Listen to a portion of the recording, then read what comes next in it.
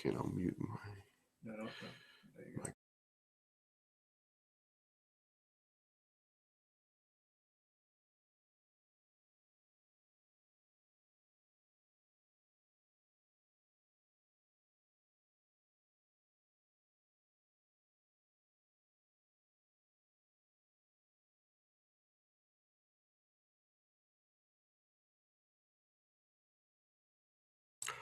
I will be starting the webinar in just a few moments. If you could stand by.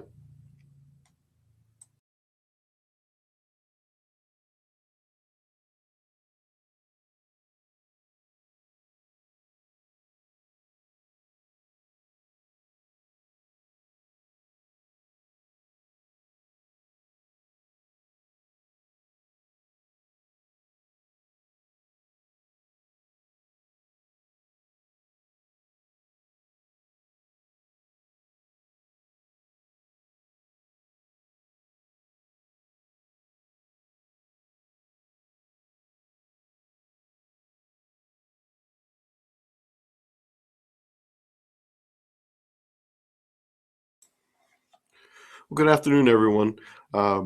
Welcome to today's webinar.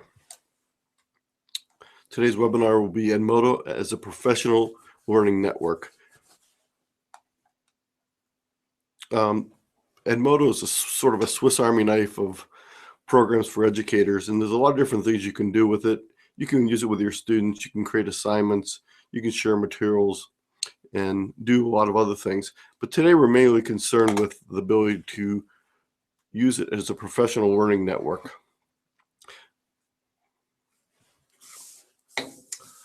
Before we get started, just our everyday greeting.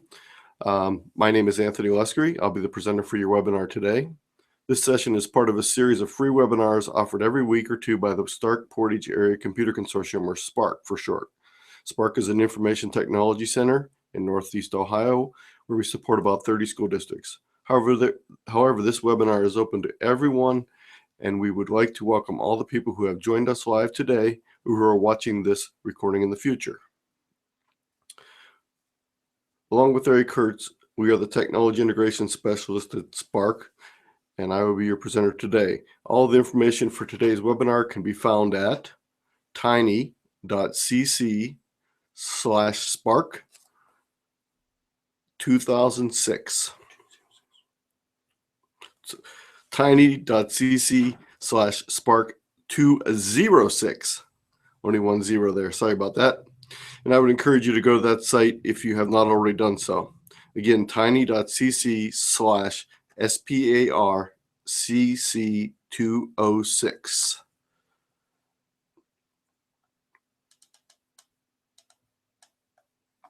I'll put it up on the screen there so you can see it.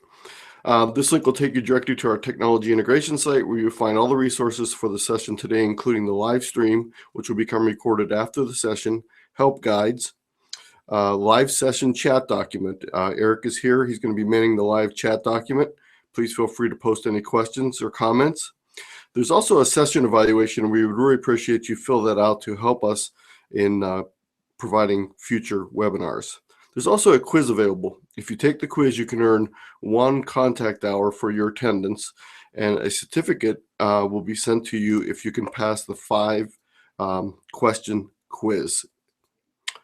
Recorded trainings of our past webinars are available on our site also. You can also sign up for our Spark Lines newsletter to always stay up to date with our latest technology integration information. And finally, if you need to get in touch with us, you can find our contact information under the contact menu link.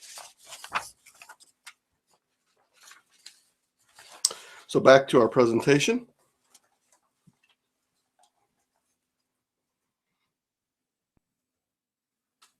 One of the reasons why Edmodo is such a good thing for professional learning network is there's over 45 million users worldwide, and Edmodo is a great place to connect with those other educators who are your colleagues. Also, many educational technology conferences are leveraging Edmodo's professional learning possibilities with Powered by Edmodo. So you may attend a session, a conference where the sessions each have Edmodo codes to join them. What we'll be doing today is we'll be demonstrating how to do a couple things. So I'm going to switch away from our little presentation. This slideshow is available for your viewing on our website. First of all, we need to talk about creating your first Edmodo account. So if you go to edmodo.com, we're going to type in our email address. And by the way, it doesn't have to be any special email address. I would suggest your school or organization's email, but it can be any email address, including your personal email address. Then you create your own password, and it'll tell you how weak or strong it is. And we're going to go with a weak one today because this account will be going away in the future. And then you sign up for free. Again, as I said, it's free. There's no cost to teachers. There are some items on the site where you can purchase apps, but those are totally optional, and we're not even going to talk about them today. Next thing you want to do is find your school. The easiest way is if you know your zip code for your school, you can type it in, and it will show a variety of schools that are available. I'm part of the Stark Educational Service Center, so I will click on that. If your school is not there, you can add your school to the list. If your school is already there and you join with a code provided by your staff, that'll also allow you to go directly to your school. So there's two ways: by signing up with a password as we just did and finding your school, or by using a school join code. And we'll talk about join codes a little bit in the future. We'll click on next, and what it starts doing is starts to allow us to set up our profile. As you can see, you can choose a lot of different things here. The first thing I want to mention, if you're using this for classes with students, you may choose to use a title, Mr., Mrs., Miss, etc. But if you want to have your first name show up as opposed to a title, just leave the title blank. They don't tell you that very far into the information, but you can just leave that blank and it will show your first name on your profile. It's a good time to mention that there is a very extensive set of help information available on the Edmodo site, and I'll be showing you how to get to that in a few moments. Next thing it asks is for a grade or range. We're going to pick a range today, and we'll just pick pre-K to 3. It really does not matter at this point in time what we choose. And we're going to choose a subject area, and I'm going to say computer tech. No, I'm going to say all because I just missed computer technology. If you notice below, it gives you a URL. That URL is your personal identifier of your profile, and you can share that with people and they can connect with you. We'll talk about connecting a little later. You can upload a photo. You can upload a funny photo. You can use the avatars that are there. It's sort of nice to have a distinct photo, either of yourself or an avatar, so that people recognize your photo when they're going through and reading the post on the websites. We're going to click the next step and continue to our profile. At this point, you have to select the grade. Again, it really does not affect the operation for Professional Learning Network. Once we click on the Go to My Homepage, we will see our homepage. And by default, your homepage will appear very similar to what I have right now. There'll be a couple distinct areas I want to point out. In the upper left-hand corner, you will see a small house. That house will always return you to this page. Right below that, you should see your name. And you notice that it's blue, it's a hyperlink, and you can connect on that and go in and set up more details on your profile. I will let you do that on your own in the future. You can add paragraphs of information. You can put a description of your school, what you teach, what your interests are. Those are all things that are available for you to set up. Below that is a section on groups and communities, which we'll be coming back to in a few moments. But the first thing I wanted to point out is we can connect to other people through Edmodo. And if we want to start building our professional learning network, it suggested some people. Well, now these people that are suggested will probably be members of your school. I will pick Eric here, who's my colleague. And as you notice, as I hover my mouse over Eric's picture, a small blue plus sign shows up. When I click on that button to connect, that actually sends an invitation or request to Eric to connect. It doesn't connect me automatically. So anytime someone connects with you, they're actually requesting a connection. You have the choice of whether you want to accept that connection or not. Now you notice that there's a box that popped up, and we're not going to set up a classroom today, so we can just close that because we're not going to work with the student part of Edmodo today. And there's a lot of different things you can do with your students. So I don't want to downplay that, but that's not the point of today's conference.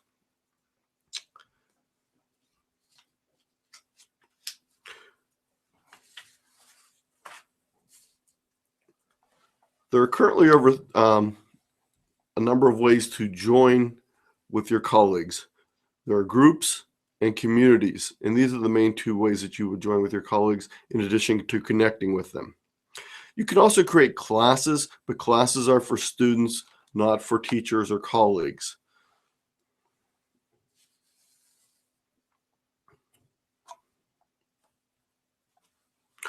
Sometimes you may be given a join code, especially at a conference or by someone at your school district. When you have a join code, you would simply click on the plus sign just to the right of groups, and it will ask you what you want to join. When you click on join, you would put your join group code in there. The group join code is a series of numbers and letters, 6 numbers and letters. They are case sensitive, so you need to remember that when you put them in there. And you need to be able to have that to log in via the group join codes. There's an additional way to log in to join a group, which I'll be showing in a moment here. So for right now, we're going to close the join via groups codes. Couple things about join codes I want to mention. Join codes are distinctive from what I'm going to refer to as join URLs or join links. Join codes, the 6 characters, allow you to immediately join a group. You do not need to be approved by the owner of that group. You immediately become a member. It's assumed by Edmodo that if someone gives you the join code, they want you to join the group. Join codes should never be shared on social media. They should not be posted on your website, your district site, etc. They should be only shared with people that you already know, or in the case of a conference session that you're attending. Join codes can only stay open for 14 days. If you do not lock it before that time, Edmodo will automatically lock it. If you leave a group open after that, or if you reopen the join code, Edmodo will send you a nice friendly reminder asking you to please lock that. And that is to prevent authorized people from joining your group. Now, if someone does happen to join your group that you do not want to be a member, you can always eliminate them by checking on their box and deleting them from your group. Join codes are designed mainly for classroom use, so you would give them out to your students in class. And if you get a new student during the middle of the year, you can always open join codes up again by unlocking it. It will generate another unique 6-digit code, and you can provide that to them and then lock it when you're done. In addition to connecting directly with other colleagues or joining groups, there's also something called communities. Let's first talk about some of the different types of communities. Communities are very large groups, usually thousands or tens of thousands of members, and they are very general. Things such as chemistry or science, music, art. So they're very general. They're not very specific. And there are actually 3 types of communities. In addition to those very large general communities, the second type of community is what is called a publisher's community. And publishers' communities are, if you use a certain product, commercially published product, you can join their user community. I'm not going to talk about that again today because that's, again, not part of the Professional Learning Network. But the other way, the third community format, is your district or your school building. And by being a member of that community, you can connect directly with other people in your district or in your building. So there's 3 types of communities. So what we'll do right now is we'll take a look at what communities are available. If we click on the Show All button below communities, it will give us a window with a question mark on it. And what you really need to do is go up to the upper right-hand corner, click on the blue print that says Discover New Communities. That will load a list of communities, which you see as we scroll down through the list. And on each community, there is a green Browse button. So if we find a group that looks interesting, a community we'd like to join, we'll join the social studies group. We click on the Browse button, And you notice it changes from green browse to gray following. That means you're now following that group. You can currently read posts from that group, and when we return to our homepage, you'll start to see some of those posts come in. You cannot post to a community as soon as you join it. You have to wait until you receive approval. Approval to join a group, a community, usually takes 1 to 3 days. So the first community you join, you'll be required to get permission to post. If you join communities after that, you're already approved. You do not need to wait. So what we're going to do right now is we're going to return back to our home page by clicking on the little house.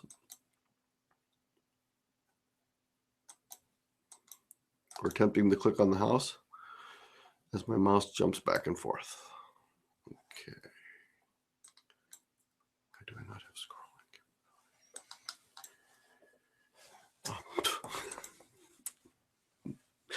Oh. Okay, as we click back on the house, we return to our home page, and you'll notice that in a little while we'll start to see posts coming from the community here. Let's go back real quick and just run through that again. We'll grab another community so we see posts a little quicker. Again, show all. Let's just see our list of communities. It shows us the ones we already belong to. Again, we can discover new ones. So let's pick a couple here so we make sure we get some postings in the next few minutes. We return back now to our house, and we should start to see postings show up here very soon. We'll wait a little while some postings show up, and we'll talk about groups. Groups are much more specialized than communities. Groups are created by teachers such as yourself, and they can be very, very, very specific.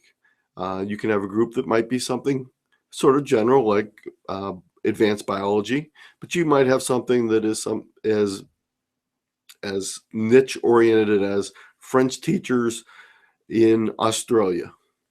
And that group can be created, and members can join that group to share information. I'm going to switch pages here for a second and go to my own Edmodo account.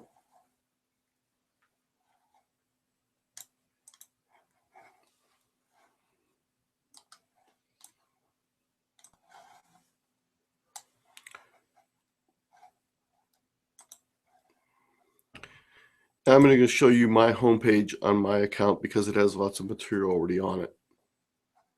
If I click on the link,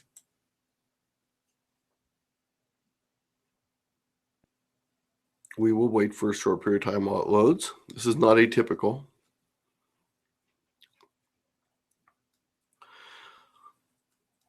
And on my homepage description, I have a list of groups that I manage. These are groups I've created and I manage. Below that is a link, and this link is available on our resource page. Again, that's tiny.cc/spark206. And what you would look for is the list of groups. I'm going to click on that link right now, and we will get the list of groups showing up. This list of groups is maintained by Katrina Holwitz, and as you notice as we scroll through the group, there's quite a few. If we want to join one of these groups, we simply click on the blue hyperlink, and that will allow us to join the group. So let's just go ahead and click on one of the links here.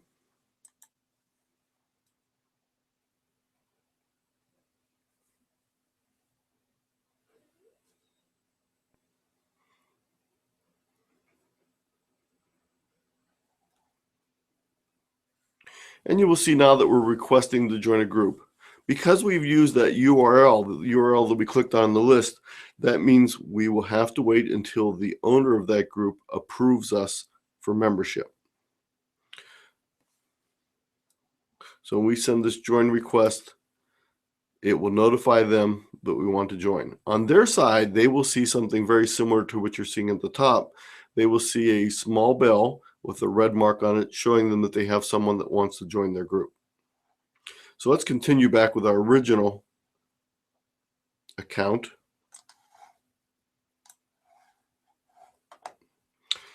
and we will go through and take a look and see whether we have any postings since we went there last.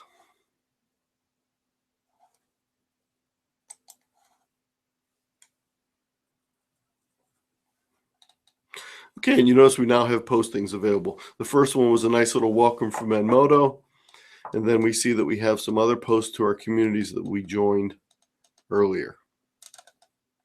Let's talk about what a post is comprised of.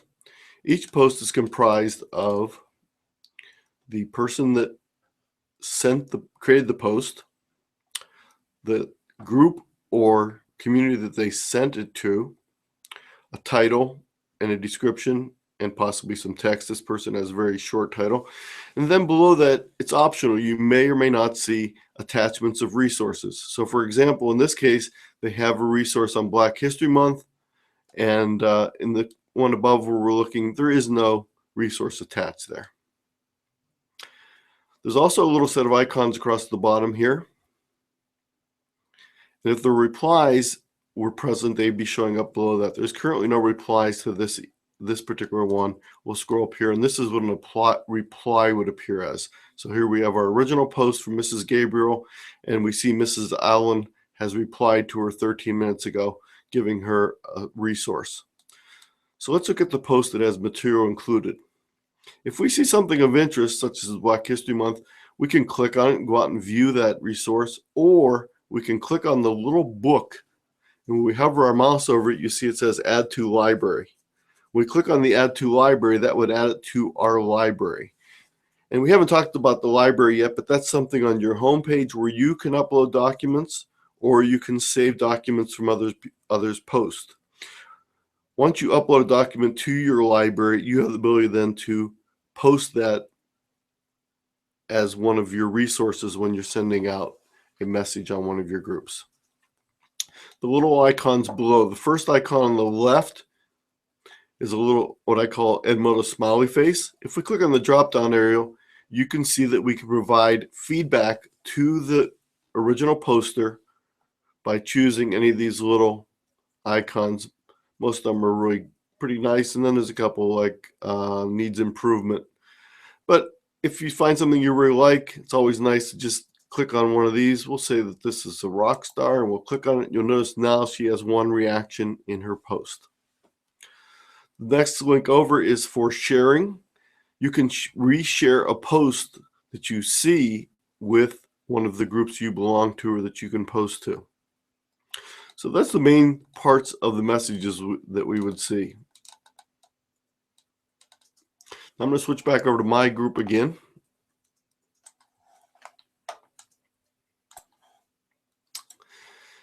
And the reason why I'm going to do this is I want to show you on the left, under my groups, I've joined a number of groups. And my groups all are showing up along the edge here. And my messages will be a mixture of messages from all the groups I belong to, all the communities I belong to, and anyone who sends a direct reply to me. So it can get very confusing fairly fast because you're seeing that we have, this is to career education, we have one to language arts, and you notice that I can keep scrolling down, and we're seeing the time on the right here, that these were posted less than 1 hour ago. When we get to the bottom, there's a place to load more posts. And you'll see that again, we're only 1 hour and 2 hours. So by belonging to a lot of groups or communities, you will get a lot of posts that you will have to read or can read. So choose your groups and communities of interest carefully so that you're not overwhelmed. But the nice thing you can always do is if you come over to the left and choose the specific group, you will only see items that have been posted to that group.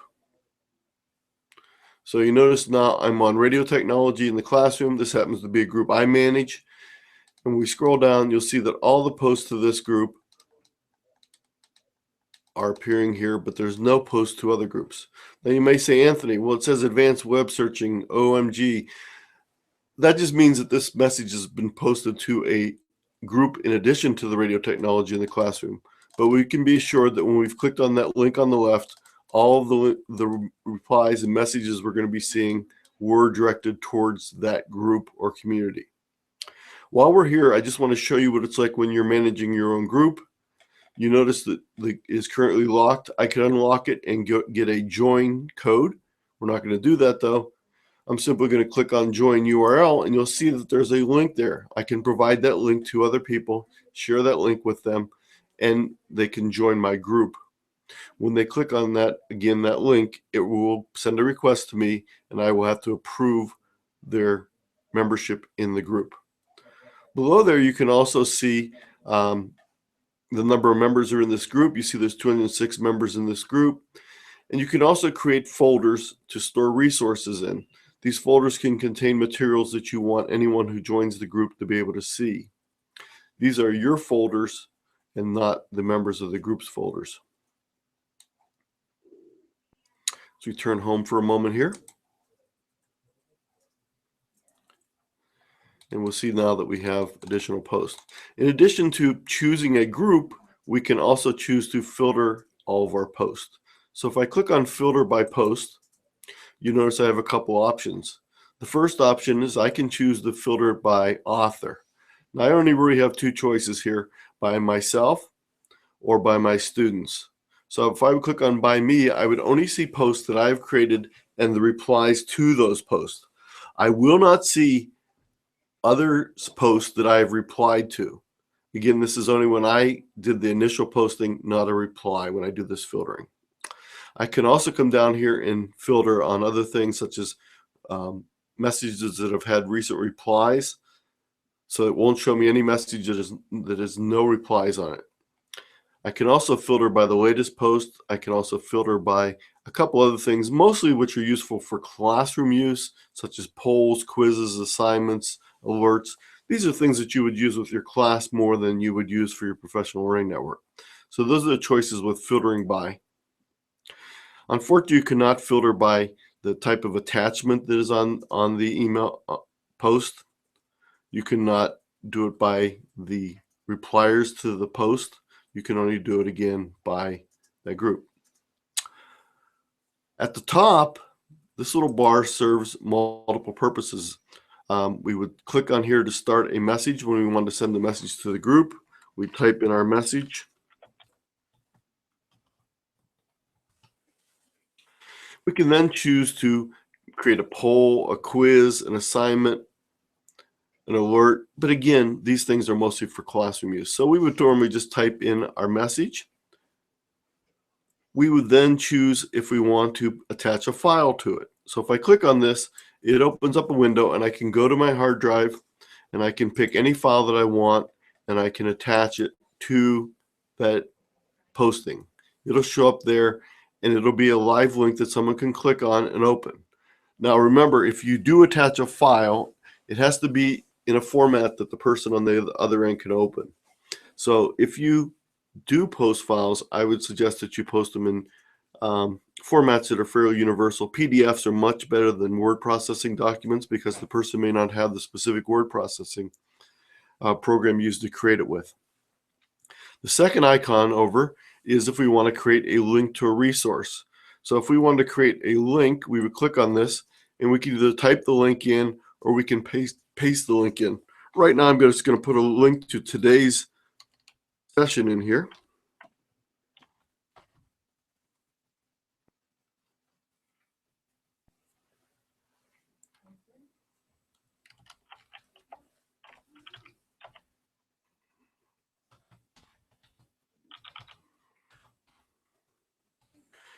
Then I would click on the attach button. Normally when you click on attach, it will automatically pick a title from that page and put it in. If it does not give a title, you will be required to put a title in, or you can edit this title if you choose to. When you click on attach, you will now notice that we have a link attached. So first one is our document, second one is a link. We can also go to our library, click on that, it'll bring up our library, and I could pick any of the items from my library that I wanted, and I can attach it to the post. Again, it shows up with a little piece of paper in front of it showing this came from my library, and that there's a document. I can also schedule when I want this message to go out. Again, this is most useful for classroom use when you want to have your assignments go out. You can create all your posts ahead of time, and then you can choose to schedule message, and the message will be sent out that specific time. Now, there's one other thing we have to do before we finish up our message, and that is we need to choose who we want to send it to. So we click in this area where it says we want to send it to a group, a student, or a teacher. Now, we can only send it to a teacher that we already have a connection with, and we can only send it to groups that we're members of. To create a post for a community, we cannot do it from here. We need to first go into the community and create the post within the community. So when I'm creating a group, I can do it directly from here. When I'm doing a community, I have to go into the community first. So I can type in here who I want to send this to. And remember, we had the radio and the technology group. And if I start typing the first part in, I can click on the little hourglass, the little magnifying glass, and I can see there's the class. Now, every group has two simultaneous groups. One is the group, and the second is a parent section for the group. And this is a carryover from creating classes for students. Any class you've created for students, you also have the ability to have parents be members of that group. You do have ability to select what parents can see as opposed to the entire class. You do not even need to post to the parents if you do not want to. And in this case, there are no parents attached to this group, so we'll just pick radio technology in the classroom.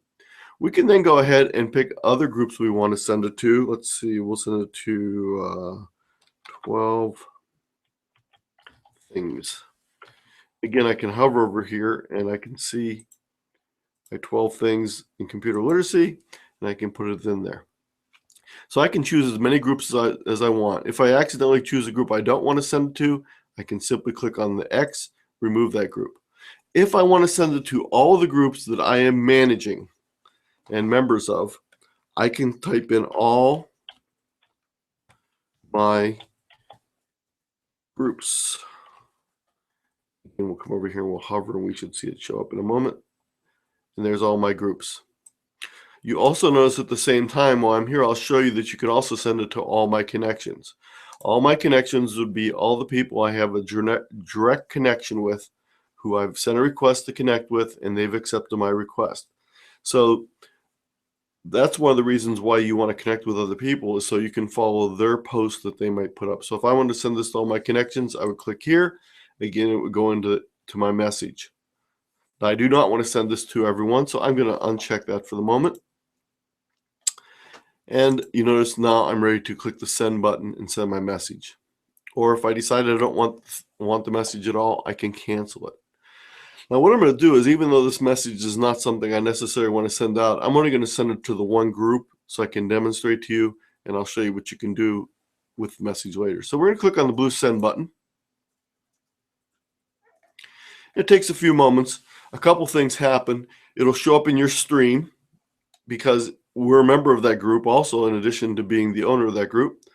And it showed we have one new post available to view. It also shows me that I have attached the link, I have attached the document, and if you notice, it was actually too much to fit on the page. So if I click on that, it'll show me that I also have a third attachment to this. Now, one of the nicest things, if you're anything like me, you might forget something. I often misspell a word, and I don't want to leave a post up like that. So I could do one of two things. I could either remove the post, and I always have the ability to do that anytime down the line, even a year later, or I can simply go in and I can edit my post. So if I click on the little drop down arrow at the top right hand corner, I have a choice to delete the post, edit the post, or I could link this post to another group that I want to send out, another message I want to send out. Or I can take and add my post to the library. This is especially helpful if you're going to be reposting that information later on. So for right now, because I really do not want this message, I'm going to simply click on delete post, and it's going to ask me, are you sure you want to delete this message? And I'm sure, and now that message is gone. So you, as a person who is sending a message, always have the ability to edit that message. Also, if you reply to someone, you notice that you do not have all the controls you had before. You can simply type in reply, but you cannot attach items. If you want to attach anything, the only thing you can do right here is you could put in a link, and the hyperlink will show up, and they could click on the hyperlink and get to the resource. But you do not have the ability to click and add things from your library or add documents from your hard drive in the same way that you did when you're doing the original post. So as a replier to the post, you have more limited items. Now, if I click on reply, it will actually send the reply to this person. And we're then going to quickly show you what you can do when you send a reply that you already didn't want. You click on the little gear, and you can go in and you can edit the reply, or in this case, I'm going to delete the reply, and the reply will go away. And that reply will not be visible to anyone once I click on it. So there's no history of that reply that's kept. So by deleting that, it's completely gone now. As we're looking down through the messages, I just wanted to mention a couple other things. You notice that by seeing these very distinctive avatars that people have chosen for their accounts, I don't even have to read the names, because in a lot of cases I recognize the pictures of the people that are members of the groups I'm in and the people that are connected to me.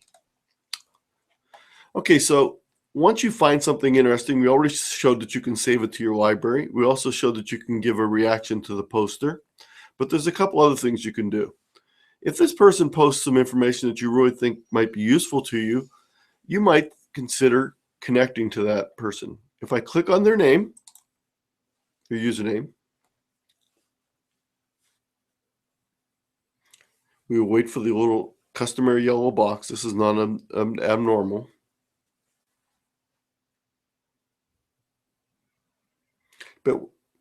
And we will see now that we are already connected to this person, and we can send a note to them.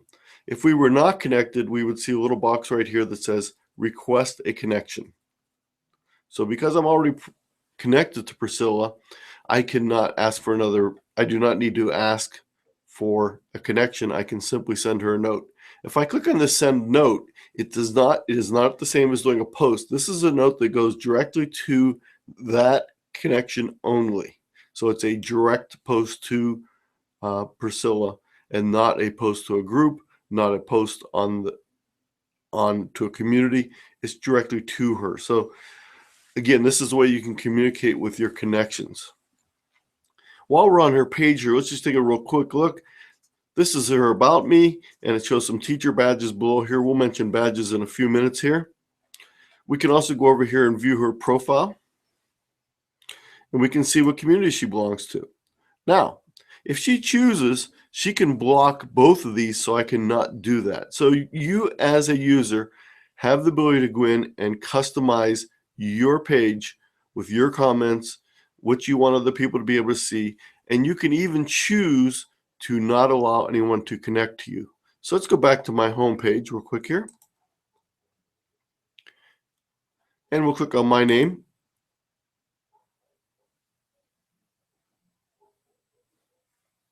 And again, for those of you that are listening to this recorded, you may hear a dog barking in the background. I do not have a dog. It's outside. Okay. And that was long enough to wait for it to open up. And you'll notice here that I have a list about me, and mine's pretty long.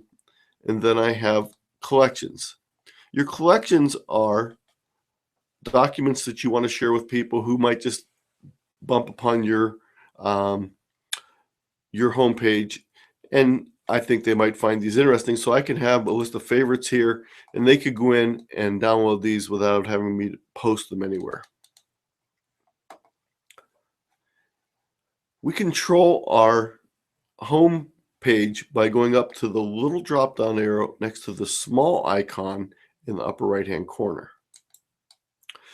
This is where we can change our profile, change our settings. We can also go to the help menu from here. We'll do that in a moment, and we can also log out from here. So let's just click on the help for a second. You will notice at the top that our icon for the page has changed from a blue to a black. That shows me that I'm in the Edmodo help. And you notice I also have a spot on the top here that says back to Edmodo. That would bring me back to Edmodo itself. I can go into the help section, type in, let's see, groups, find out about groups.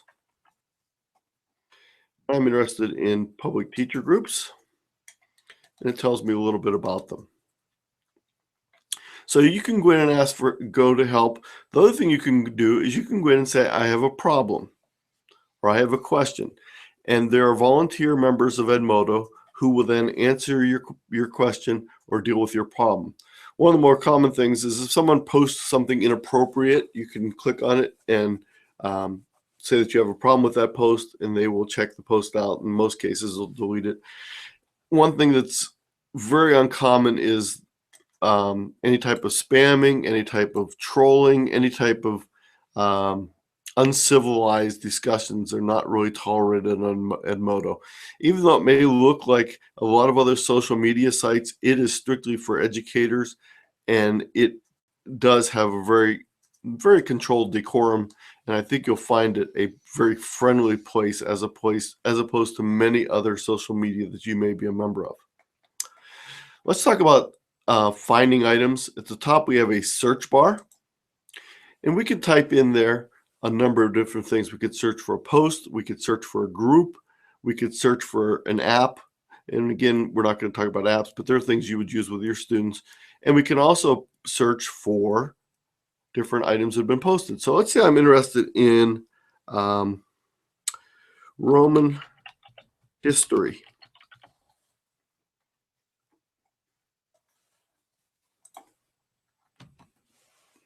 Now, I'm going to say one bad thing about Edmodo, and that is that their search is not very powerful, and it is often also slow. So that's the one area I wish they would really improve. But you'll notice real quickly, I did find a number of items here, and I can go back and read these posts, and these posts might even be from years ago. Let's just go to this one and see what the full post reads. And you'll see that this is actually from 2011. You notice that there were a number of people that replied to it. I could reply to this, and if I reply to this message, it will go back up to the top of the reply list in this group, and also the person that did the original post would see that I had replied to it. We're not going to reply to this one right now, so let's just go back. The one thing I cannot do is I cannot search for the replies that I have created from here, unless I know one of the keywords that's in the reply. So the search is somewhat limited. So if you do find something when you're going through and reading the post on a daily basis, I would suggest you save it to your library, or you at least note it in some way so you can get back to it again if you want to review that post.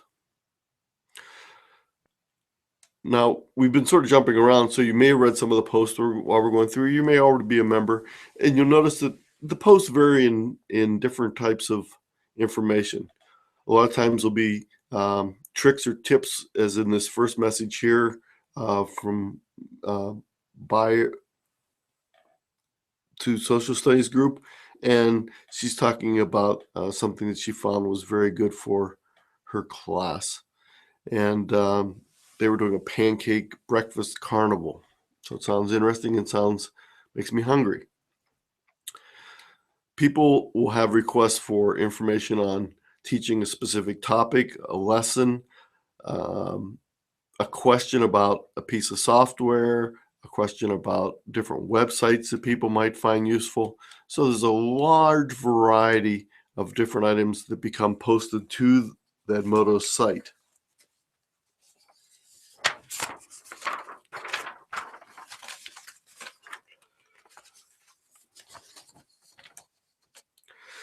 So if you find something interesting when you're going through your post, we already mentioned this before, you can save the item. But probably the most powerful thing you can do is if you see someone that's posting information that is interest to you, to click on them and become a connection with them, request a connection. Then you will see their post when they create posts, and you can follow that person. Now, I said earlier that there's over 340 different groups, but maybe there isn't the group I want right now. So I would simply go over to groups, just like when I was going to join a group, and click on the plus sign. But instead of joining a group, now I would choose to create a group. It would bring up a little dialog box where we could type in the name of our group. We could select the grade or range. And we could pick a topic area.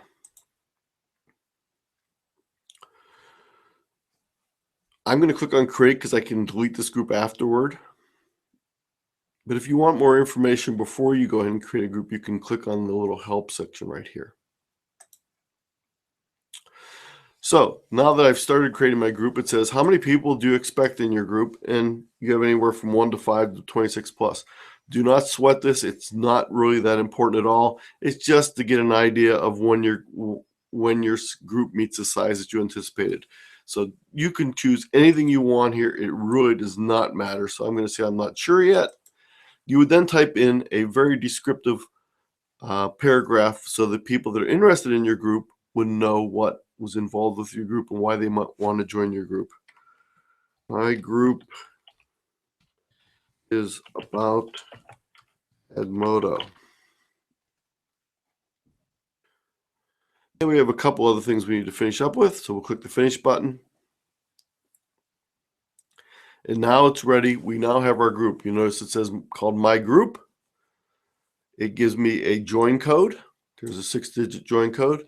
There's also already a join URL available. It shows how many posts have been to the group. Well, of course, no one's posted so far. It shows that there's one member, myself, that is joined. And it shows I can create folders for the group. And I can go up to the little gear and I can do group settings. From the group settings, I can choose a variety of things. One of them is moderation. I can choose a group where people can create message, create post, and reply to post. I can set moderation so they can only reply to posts that I create. And I can do the third type of moderation where they can only see the post I create. They cannot reply to them. So you can use this for students very easily, even if you do not want them to be actively replying. So there's a number of different things we can do with our group. And one thing I'm going to be doing when we're all done is I'm going to be going to group settings. And I am going to be deleting my group here in a moment. If you have a group that you use yearly for your classes, you can also choose to archive the group. That'll give you access to it, but it will not be an active site that other people will have access to. So we're going to delete our group. And of course, it's going to ask, are we sure we want to delete our group? And we can say, yes, we are sure we want to delete our group. I'm just going to take a moment here to check with Eric to see if we have any questions that need answered. Looks like we're okay on the document. So I will proceed then with a couple other items here. Once you create a group, one of the things you need to do is you need to get people to join your group. So how do you get people to join other than giving them the join code? You publish the URL. You could send the URL out to your friends. You could send it out to your contacts. So I could put in here that I have a new group.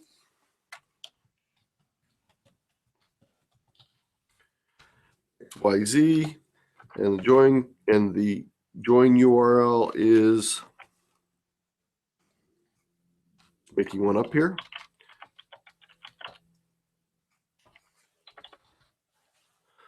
And then I could send this to all my connections if I wanted to.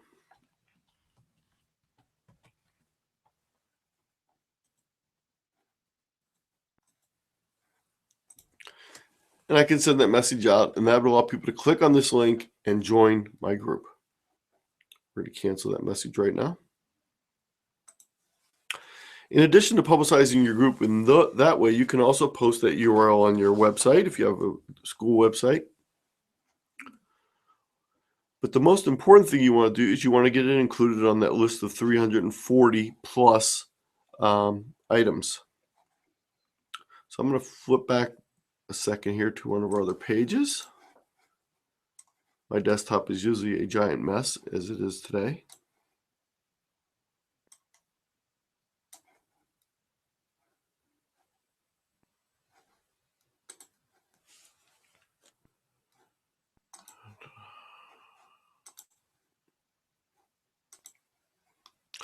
So what we would want to do is we want to submit a form to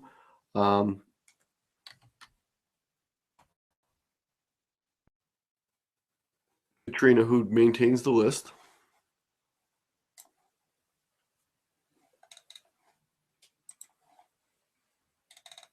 And I provided a link to that on the webinar site for today.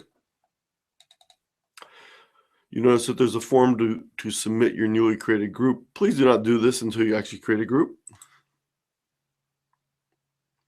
So you're going to fill this information out, and that would allow your group information to go to Katrina's list. So you'll become number 340 something.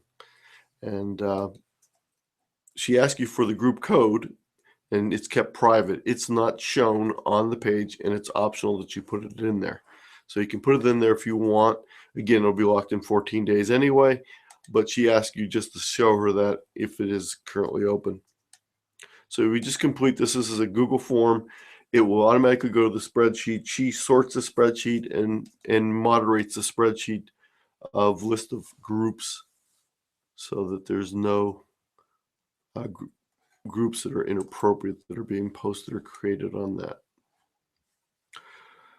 Before we finish up our webinar for today, I just want to go back to our resource page. There is a link to this entire presentation as a Google Slides presentation. You can also download it if you'd like to and do it with PowerPoint or any other presentation software. There's a link to the join codes. There's the link I just demonstrated that allows you to submit a form.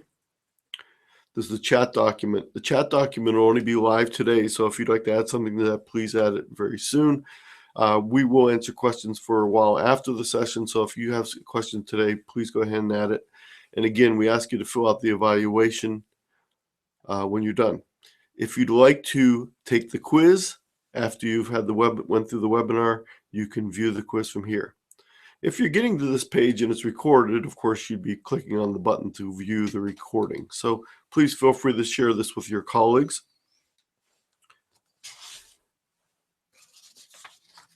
And I invite you to join Edmodo, and I invite you to connect to me. You can search for me and connect. And you'll see that I really like having people connect to me. As we wait for the little yellow box, you'll get used to the little yellow box. It only takes a long time when you're trying to show someone else. So you notice when I go in here, I can see how many teacher connections I have. I can see how many items I have stored in my library, and I can see how many items I've shared with different people, or how many people have viewed shared items that I put out there. So this is another way. When someone requests that you connect to them, I would suggest you go to their page, see whether it's a legitimate school or if it's something of interest. Take a look at the About Me. If it's 0000000, either they're just a new member or maybe they're just getting started in creating connections. So that's how you can tell a little bit about the people on the other end that you might be connecting with. So I look forward to connecting with you on Edmodo. Thank you very much for your time today. I just want to refer you back to one last item. If you go to ti.apps.spark.org, that takes you to our Technology Integration Department page. From there, you can go to the PD schedule, and you can see all of our upcoming webinars for the next couple weeks. We usually try and do 2 to 4 a month, and we provide them there. If you're coming to the site after the fact, you can always click on the past recordings link. It has a list of past recordings, both sorted by the most recent and sorted by topic. So again, thank you very much. My name is Anthony Leskery, Technology Integration Specialist at Spark, and my colleague Eric has been keeping an eye on the live document. Thank you.